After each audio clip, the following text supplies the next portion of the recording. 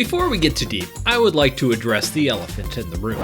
Sir, I love the tie. Thank you. I'm going to be using Blender and Procreate to show you how I work. I also want to say that yes, every single thing that I am doing here can be done in just Blender. There isn't any reason to take it to a second program like Procreate or Photoshop or whatever to finish your art. Okay, there is one really good reason. I lack the prerequisite skills and knowledge to do all of this in Blender.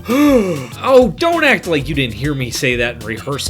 Of course I am working on those skills. It is my plan over the next few months to dive deeper into Blender. In fact, I've already started. I've been streaming my journey right here on this channel. My plan is, as I learn new stuff, to keep making videos like this one and sharing it with you all. I want to make the easiest to follow Blender tutorials on the internet, and I'm looking forward to the day when I can share a how I animated this elephant in grease pencil video. Can we get some more red arrows in that thumbnail? Still not clickable enough. Give me a picture of Mr. Beast.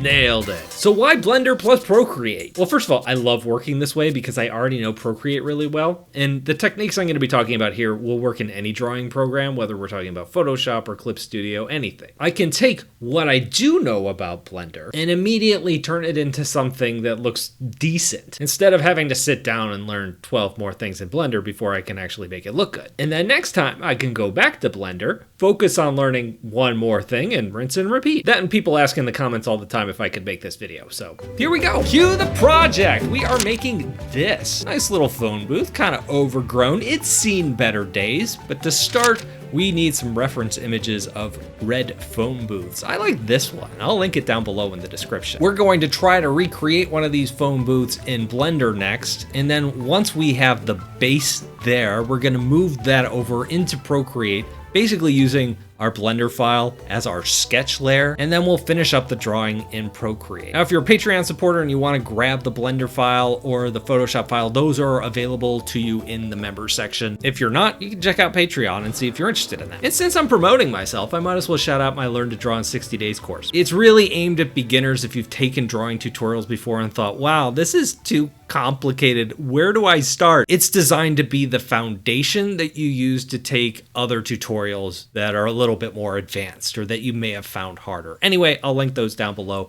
bradsartschool.com. Welcome to Blender. Okay, so if you've never touched Blender before in your life, I don't know if this video is the best place to start, even though this is really based for like very beginners. I'm gonna go very slow and make it easy for you. I do have a video that might be a better starting place if you've never used Blender before. That's the one I'd recommend. Kind of set aside a half hour to an hour to kind of run through that one first, then come back to this one. So with that said, let's get started. We are starting with the very cube that Blender starts with, and this is going to make up the bottom of our phone booth. So we're gonna scale it, and I'm gonna tap S to do that. And then I'm only gonna scale it on the Z axis, so I'm gonna tap Z, so that way it only shrinks and grows on that Z axis. And I'm gonna make this pretty thin. Here, let me zoom in so you can kind of see the thickness that I'm going for here. Then I'm gonna hit Shift A, I'm gonna go down to Mesh, and I'm gonna throw another cube in here. This one I'm gonna scale again. Gonna hit S to do that. We're gonna scale it down. We're gonna make it really thin. This is gonna make up basically the sides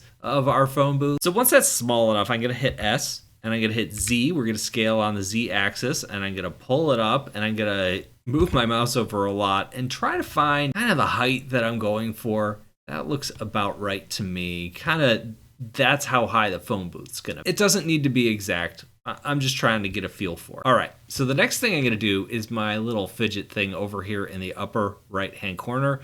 I'm gonna just view it from the top down. So I'm gonna tap that Z. This is gonna make it really easy for me to kind of get in here and move this square around. So I'm gonna move it over here, and then I'm gonna move it up here, and I'm gonna try to align it with the corner. So let's move this around a little bit, get it into 3D space so you can see what I'm going for here. Now I'm gonna use some modifiers in order to replicate it. So let's do that first. I'm gonna click on my wrench on the right-hand side. Gonna go to the plus key to add my modifier. Gonna go down to generate, and the first thing I'm going to do is mirror, and that is located right here. So we've added that. Now I want this to mirror on an object, so I'm going to grab this little eyedropper, and then I'm going to click on the object I want this mirrored on, and see what just happened. It is perfectly aligned that on that shape. That's exactly what I'm looking for. Perfect. We're going to add another modifier because I want these to be on the other side of that shape too. So I'm going to go ahead and click on that add modifier again. I'm going to go here to generate, and this time I'm going to use array. Now you'll see what just happened. That added some extra lines here. Over here in the array section, I could slide back and forth and actually move the spacing of that. That's on the x-axis, and I don't want that. So I'm just going to go ahead and set that to 0. I want these to array on the y-axis. So you can see I'm moving around. I can move those as well. And I'm just going to kind of eyeball it to get it to look about right. I may go up here to my little widget and click Z again so I can see it from the top down just to make sure that's where I want it to be. And I could go in here and kind of nudge it as need be to make it look the way I want it to look. Negative 13.7 works for me, but the size of yours might be a little bit different. So you might have to play around with that a little bit. But there we go. Now we have the sides of our phone booth intact. So let's add a top to this. I'm going to select the base and we're going to duplicate it. That's Shift D. I'm going to click to set it into place, and then I can just drag it up to the top. Now I want this to be a little bit thicker. That's no problem. I'll scale it on the Z-axis, make it just a little bit thicker. There we go, that looks pretty good. If I go back to my source image, I can see that now it needs to kind of go in a little bit and then go up. I'm not gonna be super precise here, but just kind of get the general idea. So with this selected, I'm gonna move from object mode over to edit mode. I'm gonna select just the top of that, and now I wanna inset this a little bit, so I'm gonna tap I, and then we're gonna move in. I could move in a lot if I wanted to. I'm just gonna move in just a tiny bit, and now I wanna pull that up. So I'm gonna hit E for extrude, which is gonna allow me to pull it up. And then I have to kind of guess, how tall do I want it? I'm gonna say about that high. That looks about right. I'm gonna hit tab to go back to my normal object mode. And now I wanna add this little cube that's gonna go on the top of that, that's gonna say telephone. So I'm gonna go Shift A to add another cube. I'm gonna go to mesh, I'm gonna go cube. There we go. I'll move it up here. I can just scale that down because I don't need it to be that big. Now I need it to be narrower, so I'm gonna hit scale. I'm gonna hit Y, and I'm gonna move it in so it's not as thick. I'm gonna hit scale again. I'm gonna hit Z, and I'm gonna move it down on the Z axis to kind of make it the size I want. And then I could just move it out here. I'm gonna move it up, and I'm gonna move it into place, and I'm probably gonna have to scale it again. I'm gonna click on the Y of my gizmo to see it straight on. That will give me an idea how wide and how narrow I need to make it. So I need to make it shorter. So scale and then Z, shrink that down, kind of move it into place. That looks about right. Move it around in 3D. How does that look? Pretty good. I'm gonna move that into place, kind of like that. There we go. Now I want to inset it and kind of push on the inside, kind of push it in. Here, I'll show you what I mean. First, we'll do it wrong, and then I'll show you how to fix it, because this happens in Blender all the time. I'm gonna go from object mode over to edit mode. I'm going to select that face,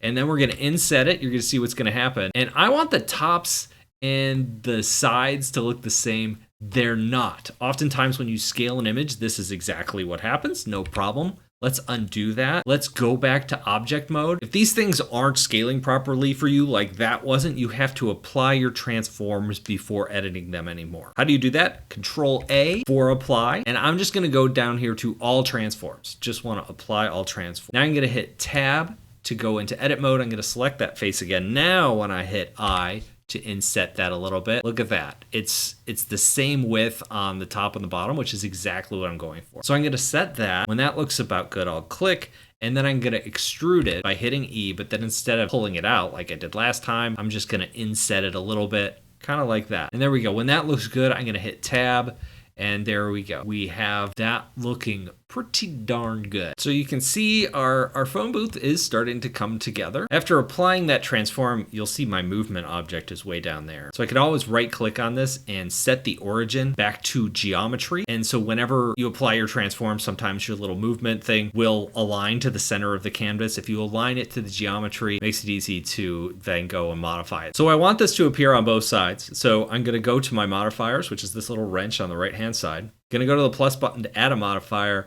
and we're gonna go to generate, and I'm going to use mirror again, just like we did last time. Then I'm gonna use my little eyedropper tool, and I'm going to select the object I want it to mirror to. Now, I don't want it to mirror on the X axis this time. I want it to mirror on the Y. Basically, that'll make it appear right there on the other side perfectly. I want it to appear on the sides as well. Now, there's probably an elegant way to do this with modifiers. I'm gonna do it the old-fashioned way. I'm just gonna hit Shift D with it selected. That's gonna duplicate it. Then I'm gonna right click just so it's set in place. Actually, I can move it around so you can see, there we go. We've got it right there. Now I need to rotate it. I'm gonna go to my widget here and I'm gonna hit the Z axis. Oops, I hit Y. Hit the Z axis, I said. So we can see this from the top down. And then I'm gonna hit R to rotate. Don't worry about this now.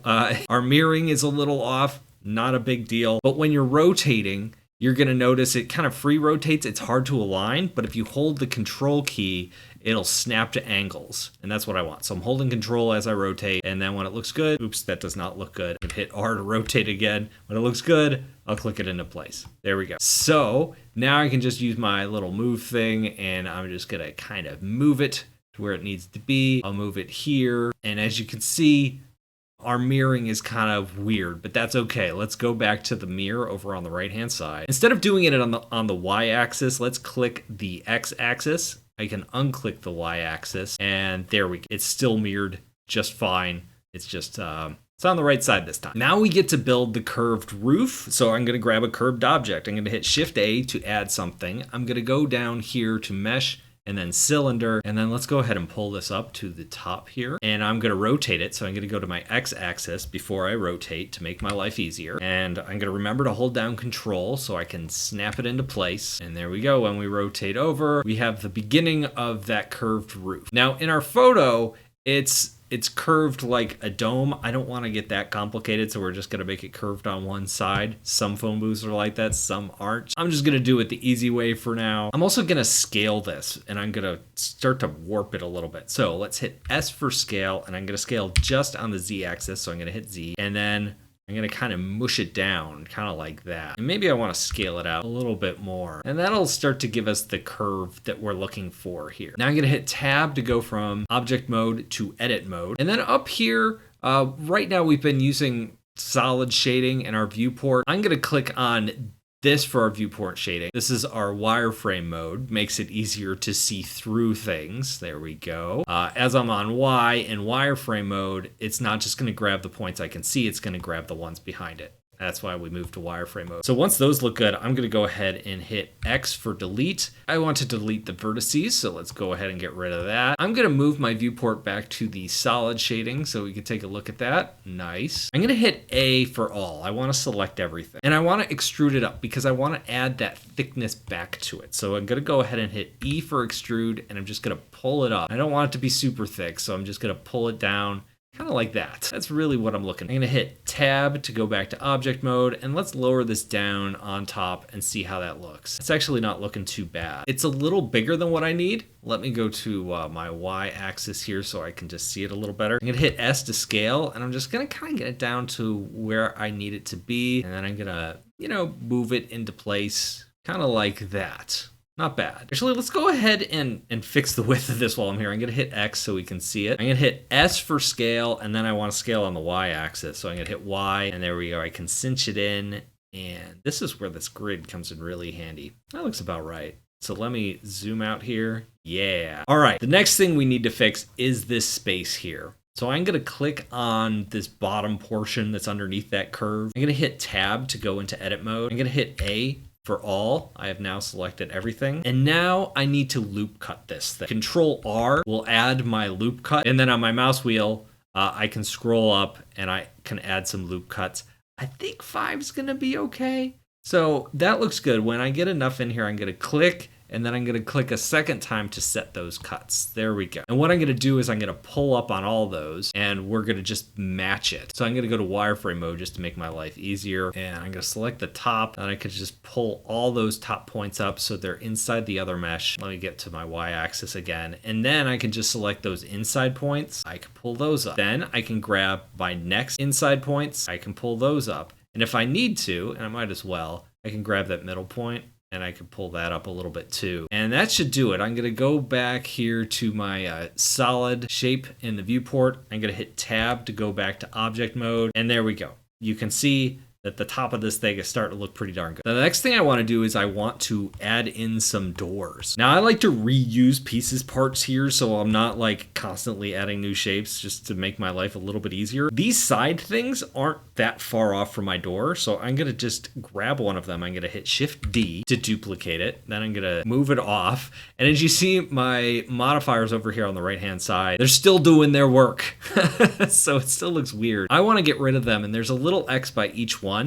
So I can click X, and it's going to remove that modifier. I want to remove the array. I hit X. It removes my array modifier. And then I can just move this into place inside here. Now, I want the width of this to be a little bit narrower. No problem. I'm going to scale that, so I'll hit S. And I want the Y-axis to be narrower, so I'm going to hit Y, and then we're just going to make that probably half the thickness that it was. And now I need it to be wider, so I'm going to scale it again. This time I'm going to scale it on the X-axis, hit X, and then I'm just going to pull it out. Whoops, I clicked off it there for a second halfway. So scale, and then the X-axis, and we're just going to, there we go. That's the width I'm looking for. I may have to move it a little bit to kind of get it set in the place that I'm looking for. I'm gonna go back to my source image here for a minute. Now, obviously what I'm doing here is not a perfect one-for-one representation, but it's close enough. And the next thing I need to do is I need to punch out those windows. And to do that, I'm gonna use a Boolean modifier. So before I do that though, I'm gonna go ahead and apply my transforms just to make my life easier. That is Control A. I'm gonna apply all transforms. And you see how it moved my little movement widget down to the center of our like 3D space.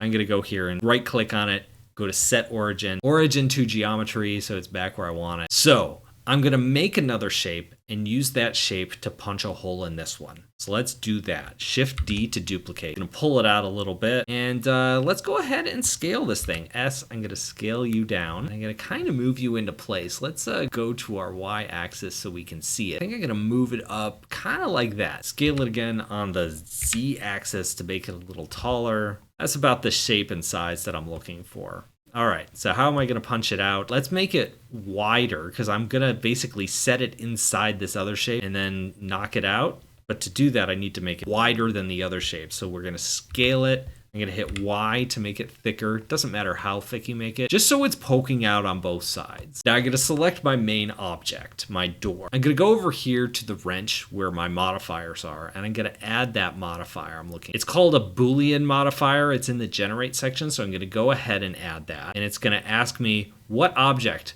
do I want this to reference? Well, I'm going to use my eyedropper tool, and I'm going to grab that cube 6, that middle cube. Now, it has punched a hole in this, but I can't actually see the hole because this middle cube is in the way. And here's the weird thing. If I move the middle cube, I have also moved the hole. So what I need to do is I'm going to select on that door, and I need to apply the modifier. If you're familiar with Photoshop, think of a modifier as like a layer style. It's putting the style on the layer, but it's not destructive. We need to make this destructive. So this is kind of like flattening a layer in Photoshop. So I'm going to click on this little arrow here next to the camera, and one of the options here is apply, Control A. So I'm going to apply that, and it's applied. Now when I take this centerpiece and I pull it out, I have a hole in my door. Perfect. But I don't think we're done with this centerpiece yet. When I look at this phone booth and I see how these little panels stick out a little bit, I want to do that, and I'm going to use that shape in order to pull off that feel. So I want to punch a hole in this too, but before I do that, I'm going to hit Control A to apply my transforms just to make my life easier. And then I'm going to right click on it, set origin to geometry. Now I'm going to hit Shift D to duplicate it, and we're going to do the same thing we did before. I'm going to pull that out a little bit. I'm going to go to my Y axis so I can see it better.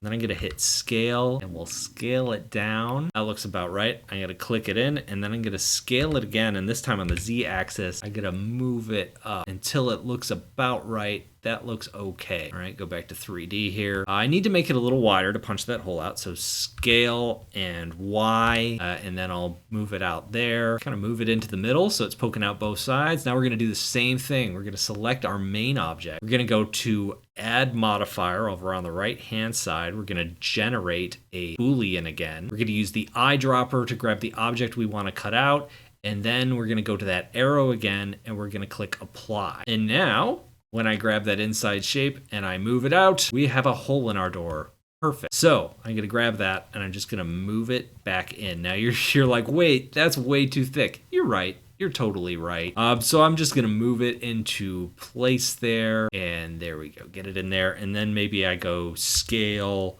Y, and I'll just kind of move it in. It's actually kind of hard to see from that angle. Oh, that looks pretty good, actually. I may have done it too much. Maybe we go scale Y, and I'll pull it out just a tiny bit. But yeah, that is the little inset that I was going for. Let's check out our source again, and there's some lines kind of going through that door, so let's add those next. Might as well use this object because I have it sitting around. So I'm going to move that into place, get it closer to the door. And then of course we're going to resize it so it's the proper scale. I'm going to hit S and then I'm going to hit X, and that will allow me to scale this down to be really skinny. There we go. And kind of move that into place. And then of course I'm going to have to make it a lot narrower. So scale, and this time on the Y axis, let's make it really, really thin. Kind of that. There we go. That looks about right. And then I'm going to just have to move it into place. I'm going to zoom in so I can see this. Does that look about right? Actually, that does look about right. So that looks like it's in place. I'm okay with that. I'm going to move it over here, right about there. And then I'm going to hit Shift D. I could use an array modifier, but it's sometimes just easier to duplicate something and move it. And then I'm just going to try to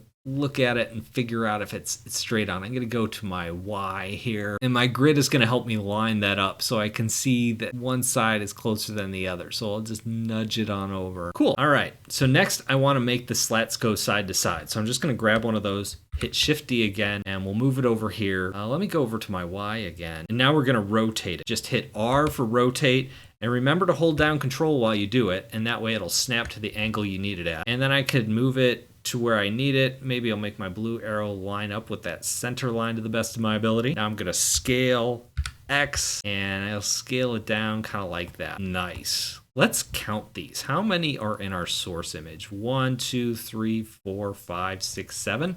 That seems like too many. We'll try it with 7. If we need to take it down, we can. So we're going to go to the wrench on the right-hand side. We're going to go to our modifiers. Going to go to generate, and I'm going to use array again. And this will help us duplicate these things. And again, I can move around my x-axis to get this where I want it. Right now I have 2 of these. I'm going to have 7. So I'm going to go ahead and type in 7. I'm going to move this to the bottom, kind of like that. And I'm just going to go ahead and change my X factor a little bit till that looks right. I think that looks like too many. We're just going for a representation. So I'm going to knock it down to 6. Now let me move that around. Hey, that's kind of looking like what I want it to look like. I'm kind of cool with that. Again, not too worried about perfection here, just trying to get things in the right place. Now I want this door to appear on the sides as well. So what are we going to do? I'm going to select all of those objects. I'm just going to one by one click on them until I have them all. Then I'm going to hit Shift D for duplicate, and then I'm just going to move it off to the side. And there we go. We got a second door. I'm going to go to my Z axis because we're going to rotate this thing. I'm going to hit R for rotate. And again, I'm going to remember to hold down the Control key so it snaps to the right place. And there we go. I have my door. So now I'm just going to try to line it up to the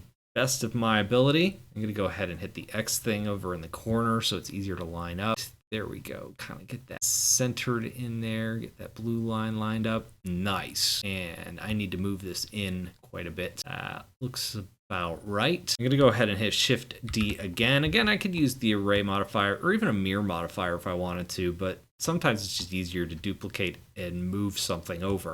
There we go. So that looks like it's set in where I want it to be. And lastly, the inside is just a solid object. I probably should have added that when I had one. I don't have one, so let's go ahead and hit Shift A. Gonna go to my mesh, gonna add a cube. Let's move it to the center here. And you guessed it, we're just gonna scale it again. So S, and then I'm gonna scale on the Y axis, make it super thin. That's too thin, Brad. There we go. Spin us around, move us into place. There we go. Scale again. This time we're going to scale on the X axis. Hit S for scale again. This time on the Z axis. Just kind of get that guy into place. And there we go. And hey, look at that. What do you know? We got a phone booth. And this is going to work as the line art for the illustration that we're going to be doing next. I think in my original I also had a shape underneath it, so let's go ahead and hit Shift A. I'm going to add a cylinder here, and I'm going to hit S for scale, and we'll just make it really big. Hit scale again, and hit Z. We'll make it really thin, kind of like that. That's probably too big. Scale it. Oh no. S for scale. Let's scale it down. My mouse was in the wrong spot before I hit S. Scale it on the Z axis a little bit just to make it a touch thicker. Then I'm going to just move it down so it's in the right location. And there we go. And I'm just going to do a good old fashioned screen capture. And then I'm going to send this image over to Procreate where we're going to do the next steps. Okay, let's jump over to Procreate, where I have already copied and pasted this into my Procreate file. I guess I did do a render. You don't have to do that much. You can just take a screen cap from Blender and move it over to your iPad. Now I want to sketch in some extra stuff. It's not just the phone booth, but there's a lot of like organic things that I want around this. I want this phone booth to be kind of in an overgrown space, just like weeds and trees and things like that, just kind of overtaking it. And so I'm adding in some of that brush. I'm adding in some vines. I'm adding in just a lot of tufts of weeds, maybe some rocks around it. Eventually I'm going to add some tiles around the base of the phone booth that are starting to deteriorate because they've just been here a long time. The reason I'm adding some decay and I'm adding leaves and I'm adding organic things is because oftentimes when I pull something over from Blender like this, it looks too square. It looks too rigid. I want to add some more organic elements, just to rough it up a little bit, make it look like it's in an environment. Once I get those pencils in place though, now I'm going to grab a nice ink brush and I'm just going to start like putting in my line art. I'm using Procreate's technical pen here. You can use anything you want. I like the technical pen because it gives me a pretty consistent line width. There's a lot of different things you can do with line art like this. For example, looking at this square, if I wanted to, I could make the outside of the square kind of a thicker line to make that object stand out. Since there's so much detail, I am going for more of a standard thickness to my lines, less outlines and things like that. One thing I will be doing later on in this is lines that are less important or maybe are stacked on each other. I'm going to go in and I'm going to erase parts of it or not draw in the full line and just hint at the edges of objects and that sort of thing. Sometimes I'm using Procreate's line tool where you draw a line and you just hold it at the end and it snaps into a straight line and I'll put it into position. Other times I am just hand drawing my lines. This is a style choice on my hand. I find that if I use perfectly straight lines, it really pushes into that whole static, a little too tightness that I get from Blender. Where things are just a little too rigid, I find that if my line art is not perfect, it actually looks a little better. At least I think it does. Again, a style choice. I'm going to put the line art for the phone booth on one layer. I'm going to create a separate layer and start drawing the foliage and other things. That stuff is overlapping my other line art, so it will look a little messy at this step at times, but don't worry, we are going to clean that up. In fact, this is what the line art looks like once I get all of that stuff in place. So let's go ahead and go to my next step, which is I'm going to start blocking in some of my colors. Here I'm going to create a layer under my foliage layer, but above my phone booth layer. And I'm just using the color red so I can see it really easily. I'm going to just start coloring this in. One of the reasons I'm using the red is because there are times where I'm going to accidentally cover over some lines that I want from the layer below it. I want to be able to see that really easily and go in and erase some of that. Sometimes changing the transparency of the layer when I'm erasing helps me see where that line starts and stops. Once this is all blocked in, I'm going to alpha lock this layer. What does that mean? Once a layer is alpha locked, you can only paint where there already is paint. It's great for color. So right now I'm just going to color all of this white, and that is going to cover up the line art on the layer below it. So now it looks more of a unified, thing. It's not going to stay white for long. I'm just doing this for demonstration purposes. So I'm just going to go ahead and color this in green because most of this is leaves. Most of this is stuff that I'm going to want. Now we're going to start choosing colors. I'm also going to start coloring in the phone booth on a separate layer, and I'm just going to block in all of that color all at once, and then I'm going to erase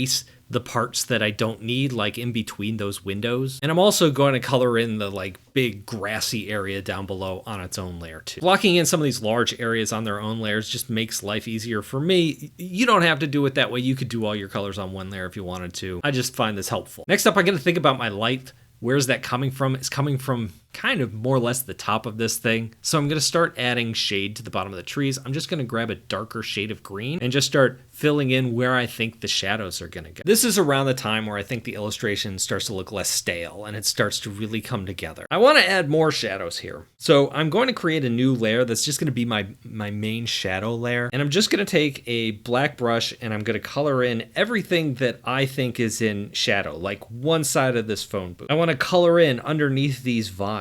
Maybe I hit the side of these rocks. And once I get those shadows in place, I'm going to set this layer to overlay. That's going to take the intensity out of the black, and I'm going to change the transparency. I changed it to about 40%. I chose overlay for a reason. If I just change the transparency without changing the blend mode, it also desaturates the color and makes it kind of just too gray. I don't want the color to look too gray. An overlay tends to amplify that color and pump it up. That works better for me. I'm going to do this again But now I'm going to do highlights, and I'm going to make a new layer where I'm adding just white spots wherever I think a highlight's going to go. And then I'm going to repeat the process I did with the black. Once all of those highlights are in place, I'm going to set that to overlay and then change the transparency of that down to around 40 to 45% too. If you think the black outlines of everything are too intense, which sometimes they can be, you can tap on a layer and select alpha lock, which again will only let you paint where there already is paint. And from here I can go into some areas like the leaves on this tree and actually make the outline like a darker green, so they don't quite pop out as much. I love how this can look in some illustrations. Black is a dark color, it really stands out, so if you can soften that a little bit, those elements of your drawing are going to kind of fade more into the background. I actually do this on the inside of the phone booth too, where I color in the lines that you see kind of in the background, a lighter or a dark red instead of black. So far I've been working with solid colors, but I do like to have a little bit of a gradient in my work, and I tend to do that at the end, which sounds like it's backwards, but it makes sense. I'll create a new layer and I'll just take